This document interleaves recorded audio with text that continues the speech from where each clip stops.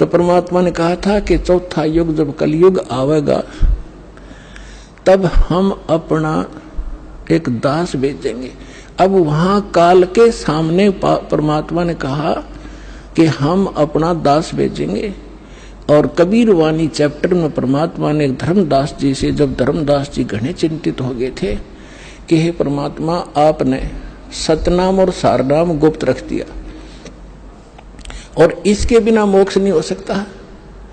आपने मुझ किंकर के ऊपर दया करी दास पे और 42 वंश भी पीढ़ी बख्श दी, मेरी वंश चलेगा।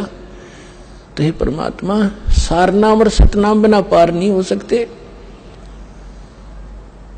तो मेरे बच्चे कैसे पार होंगे? ऐसे कलेजा पकड़ के बैठ गया। परमात्मा ने सोचा भाई ये घना दुखी हो गया।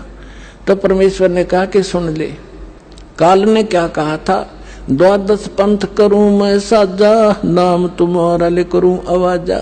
12 पंथ नाम जो लेगी, हमरे मुख में आन समोही। जाओ जोग जीत संसारा, जीवन माने कहा तुम्हारा। जीव तुम्हारा कहा न माने, हमारी ओढ़ हो बाद बखाने।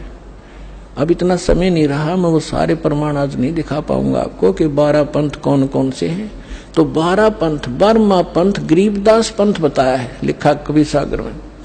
तो परमात्मा ने कहा तू चिंता ना करे धर्मदास, जब 5500 वर्ष कलयुग बीत जाएगा तब या बिचली पीढ़ी आवेगी, और बिचली पीढ़ी तक यु ज्ञान और तत्व ज्ञान और सतनाम सारनाम कति गुप्त रखना है, नहीं तो काल के दूतों का हाथ लग जाएगा, मेरा सारा मिशन खराब हो जाएगा। तो परमात्मा ने देखा कि ये बिल्कुल चिंतित हो गया घना।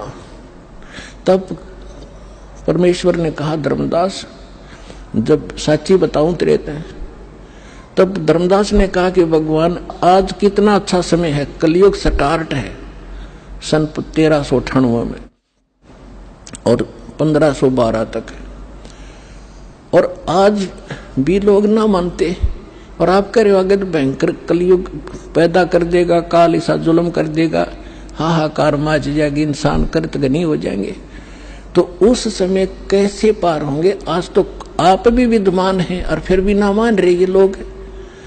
तो परमात्मा ने कहा जब 5500 वर्ष कलयुग बीतेगा और 12वां वंश चल चुका होगा इस काल का, यानी गरीबदास पंथ तक, तो उस 12वें पंथ में मैं आऊंगा स्वयं, और फिर सभी पंथों को खत्म करके एक पंथ बनाऊंगा और सारी सृष्टि मेरा ही नाम लेगी। तेरे 42 वंश क्या सारी सृष्टि न पार करूंगा धर्मदास, इन 42 की चिंता छोड़ तू।